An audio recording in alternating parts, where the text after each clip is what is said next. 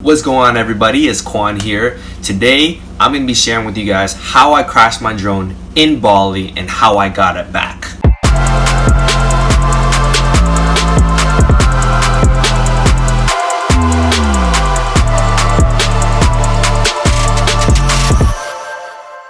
Just so you guys know, I'm just recording this on my phone, so disregard the quality, but it is still looking not too shabby on my phone. Anyways, so last year, 2018 in April, I went to Bali with some friends. Of course, I brought my drone and I wanted to get a bunch of footage. Now, long story short, around the last week of my trip, I was in Ubud in Bali. I decided to go to this waterfall called Nung Nung Waterfall, from what I can recall. It's called Nung Nung Waterfall, and I was just shooting these amazing, footage from the sky. I was just shooting. I was like, whoa, this waterfall is looking so amazing. Everything's so awesome. And then there was this one shot where I'll show you guys real quick. There's this one shot where I'm flying backwards, right? I'm doing like a revealing shot with my drone, and I was so mesmerized by the shot. And what happened was I crashed it into a tree. I crashed it into what looked like was a bamboo tree, and it just hung. And when it hung, and I'm looking on my camera, I'm like, oh my god. And then my friend Suhad, who was with me at the time, he was even more shocked than me. He was like, damn, I can't believe that just happened. He's like, oh my god. And for me at that point, I was just shook. I was like, I can't believe this just happened to me. Like, I can't believe that just happened. So what I did was, well, the first thing right after I crashed it, the first main lesson that I remember is actually taking complete ownership of what happened. And somebody's gonna come downstairs, so bear with me. Probably my pops, but yeah. Taking complete ownership of what the fuck just happened. And what happened was I crashed my drone in Bali, and the chances of me getting it back were very, very unlikely. It hit into a bamboo tree. And what you guys gotta understand is that the waterfall was right here, and you gotta go down to the waterfall, right? But when it was flying backwards, there's like bamboo trees and stuff like hanging sideways from the cliffs. So in order for me to even try and attempt to get it, I would somehow have to like climb all the way up and then like climb onto those bamboo trees in order to receive them. Now, I was like, okay, I might die if I do that. Is it worth, like paying another $1,500 or possibly losing my life? No, not really. So I was like, okay, I lost my drone. Damn it, lost my drone. Damn it, Quan, damn it. And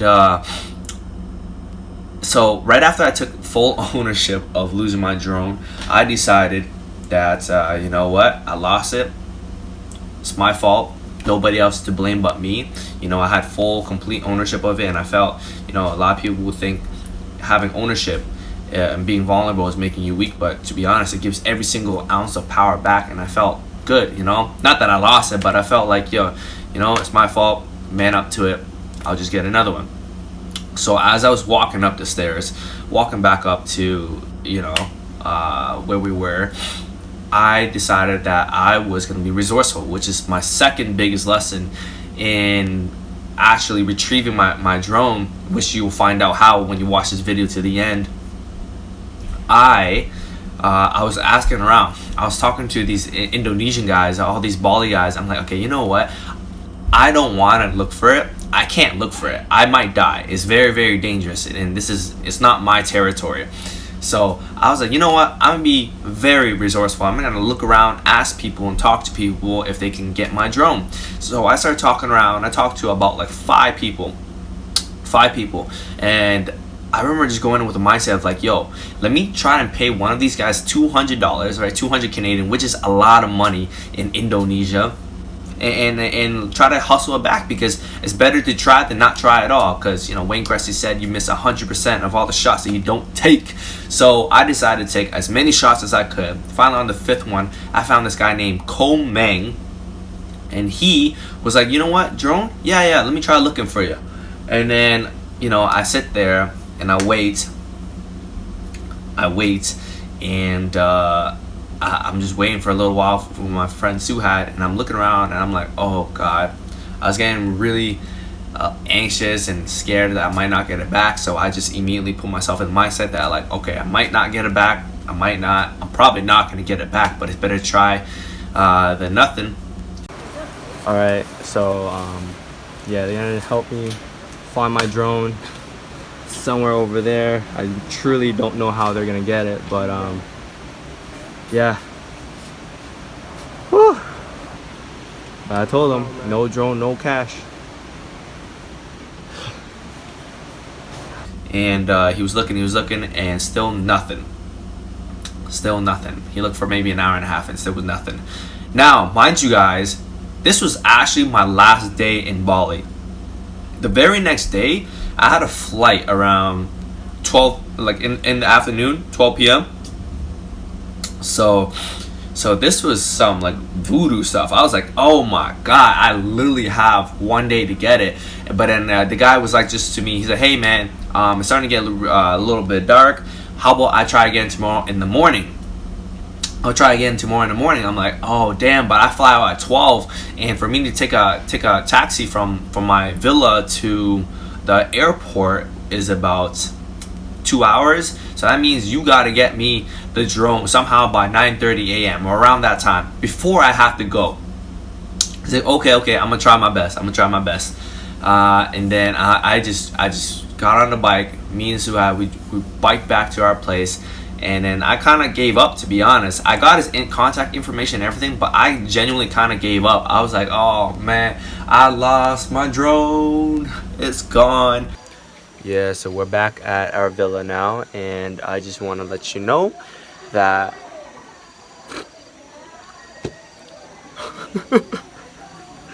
nah, I am sad though. I didn't get my drone back. The guy was sweating and everything, and he couldn't find it, even with his like 4 other boys. I guess, man, I don't know what to say. I had a good long year with that drone, and yeah, I guess it's time for a new one. Or maybe I don't know. I don't know what the lesson was. I'm still trying to figure that out, but I will find out. Life goes on. And you know, as funny as it was, I was like, oh damn. And then the guy gave me a really cute message. He messaged me, and I'll show you guys right now. He's like, I'm gonna pray tonight, and early in the morning I'm gonna go look for your drone, okay, my friend? Yada yada. I'm like, all right. And then I did incentivize him one last bit at the very end. I said, hey, I'll bump it up $50 from 200 to 250 if you can find my drone tomorrow morning. If you can find it, hit me up immediately, and then we will meet each other halfway, because where I lost my drone, it was about an hour bike ride. Away from my villa. So time was also against us by this point, because I needed, let's say if you were to get the drone, find the drone, I would have to bike halfway to meet him 30 minutes, and then bike all the way back 30 minutes, have everything all set up, and then bounce to the airport. Otherwise, I can lose another, $1,000 or $2,000 if I miss my flight. So there's a bunch of things here, a bunch of things going on, and then I decided, all right, let's do it. But like I said, I told you guys, I went in, I went to sleep that night with the mindset of expectation of not getting my drone back. And I went to sleep. As much as I went into the mindset of that, I was trying to manifest. When I wake up in the morning, I want to wake up with messages from him that he found my drone. So, woke up at 9 a.m. and boom, guess what I seen? I found a bunch of messages. I found a bunch of videos that he sent to me, and I'll show it to you right now. Kocak kan sini nih bang. Ada nih bang.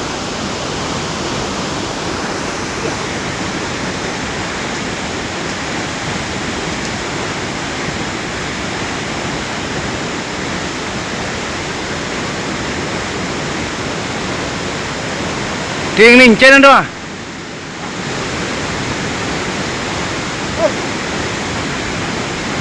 Nhìn đang. Hả? Đây này.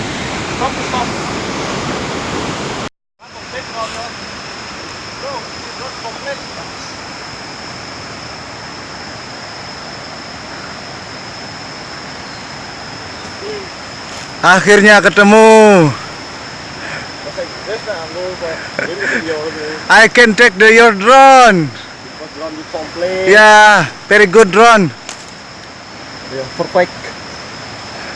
Whew. Success. So this guy sent me a bunch of videos of like him trying to climb trees, his friend helping him, trying to look through it in bamboo trees. This guy's climbing like a monkey, and eventually he sends me another video that he got the drone. He sent me a video of him walking out with the drone, right? And he sent me a photo with my drone as well. I was like, oh my god! I woke up, so I'm like, yo, he has my drone, and it was like tight timing too and everything. He found it, and then he sent me his phone number, and I called him with the local phone at our villa, and I'm like, dude, we have to meet up right now. Then we have to do it because like I think the time was pretty damn short. We had to leave in about an hour and a half, and I was like, oh god. And then in my mind, I'm like, I also don't want to miss a flight as well. So like, I gotta lower my chances of missing the flight as much as possible, because I did miss a flight from Vietnam to Canada in 2016, and I had to pay like $1,500 out of pocket. But anyways, I didn't want that to happen again. So my mind was a lot of adrenaline's pumping. I'm like, yo, Stuart, let's go, let's bike. So we biked, we hopped on a bike, we decided to do it. We biked 30 minutes to meet him at a cafe shop in downtown Ubud. And then when we got there, we're waiting. We're like, oh my god, we gotta bounce in an hour. We have to go in an hour. That's when our taxi arrives, and we gotta go. That's like our last minute. 20 minutes go by, and he's still not here. I'm like, dude, if he's not here in the next 15 minutes, we have to go. We have to go.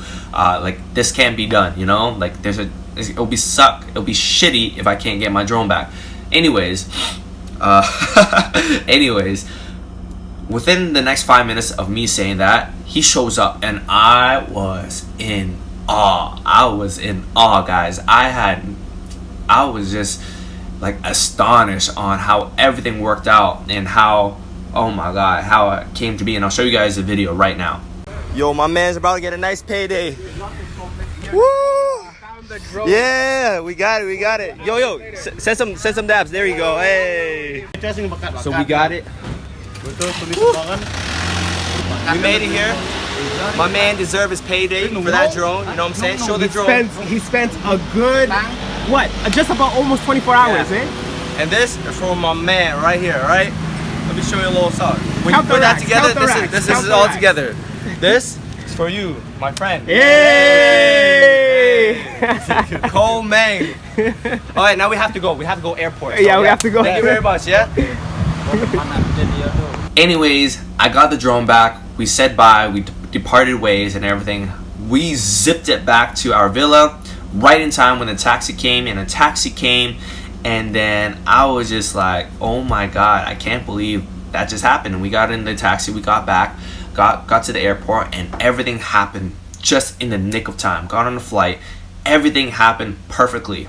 And I just remember thinking like, dude, this must be a dream, because I didn't think I was gonna get the drone back. You know, I didn't think I was gonna get the drone back, but there were parts of me that were like, yo, I gotta manifest this shit. I gotta be resourceful. I gotta bring it back into my life. I gotta bring that baby back into my life, whatever it takes, you know. So you know, I had one foot in like low expectations, but I had the other foot in like high manifestation. So you know, I was juggling around this, but I think that the two biggest lessons for me is, number one is, whenever things don't go your way, you really have to take ownership, like take responsibility for whatever the hell is happening, or whatever circumstances that you have in your life right now. And that is so important, because if you try to blame other people all the time, you try to shoot your blame thrower and, you know, blame throw people, you're actually giving away power, your own power, because the only time you have power is when you take full ownership and responsibility of what you have going on in your life, or what you've done. And the first step for me was taking complete ownership of what happened to my drone and me losing it. So I took complete ownership of it, whether I got it back or whether it was gone, stuck in the jungle, and a monkey picked it up or something. It was 100% my fault, and there's no one else to blame. And I had to take that power and keep it inside of me. And number two is, I think the most important part in retrieving my drone was being resourceful. Number one is, you have a problem, and then you want to be resourceful on how you can solve that problem. So for me, solving it was finding somebody who knew the place better than me and who can climb and who can do all that stuff. And if you guys can hear the dog back there, don't mind. My mom he's probably hustling for food. Anyways, yeah. So so what happened was, just being resourceful and figuring out how you're going to solve a problem. Because most of the time when people get themselves in a problem, they're too fixated on the problem and don't really get around to the resolution on how they can resolve it. And for me, I knew immediately that I had to get resourceful. I had to ask around. I asked around until, like I said, I asked about 5 people, and it wasn't only until the 5th guy that said yes, that said he's going to do it. And $200 became $250. I'm like, yo, this is worth it. Much better than me buying another drone and cost me, more than $1,000 and so forth. But yes, being resourceful is the number 2 lesson that I learned. So let's bring it back a little bit. Number 1 is obviously taking ownership of anything that happens, bad or good. And number 2 is just being resourceful and thinking outside the box on how you can solve a problem. And for me, my problem was I crashed my drone in Bali. I crashed it in Bali, in the jungle, somewhere super high, and it was just, it was tough. It was a tough time. But anyways, I just wanted to share that quick story on how I crashed it in the jungles of Bali and how I was able to get it back, literally just within the nick of time of me having to fly back to Canada from Bali. And it all happened so beautifully, and it happened just in the nick of time. And I just want to say, I would add the third lesson is having faith, man. Having faith is a big one too. Although there were times and many moments that I was like, you know what, I'm not getting it back. I think, and it's okay, because our mind, sometimes it's okay to do that, because it brings down levels of disappointment and expectations. However, I think you should, as much as you don't want people to disappoint you, or you don't want things to disappoint you in general, I think a really good factor to add in, or a factor that can balance things in, is just having faith as well, man. Just having faith in that, like, you know what, this might be able to work, and or I'm gonna try to make it work, and with the expectation, knowing that it might not work, but I'm still happy knowing that I tried. I think that's the most important part. And I think those two balances can, like, if you know how to blend it, how to, like, not to have too crazy high expectations on like in my case, getting something back that was lost in a giant forest and jungle of Bali, and still having faith that, like, in this other person that I was relying on getting it back for me. So I think, me being able to blend it in that moment, and everything happened so beautifully in the nick of time, and everything was just amazing. And it was 3 beautiful lessons that I wanted to tell you guys. So like I said, number 1 is taking ownership of everything that you do and every problem in your life and any bad things, negative things. And number 2 is being resourceful. Being resourceful is very important as well. And I wouldn't have been able to get my drone back if I weren't resourceful and from the help of others. And number 3, just having faith. Just have faith in whatever problem that you have, because just so you know, whatever problem you have, as bad as it is, there's going to be other people in the world who want your problems. They want your position. You might not like your position right now, but there are people out there that want your position.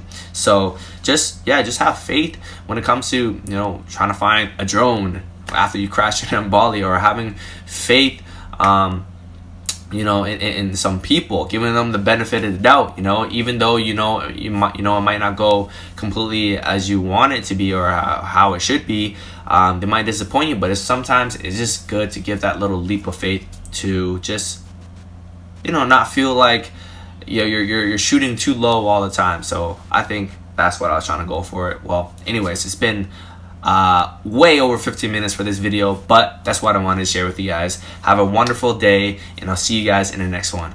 Peace.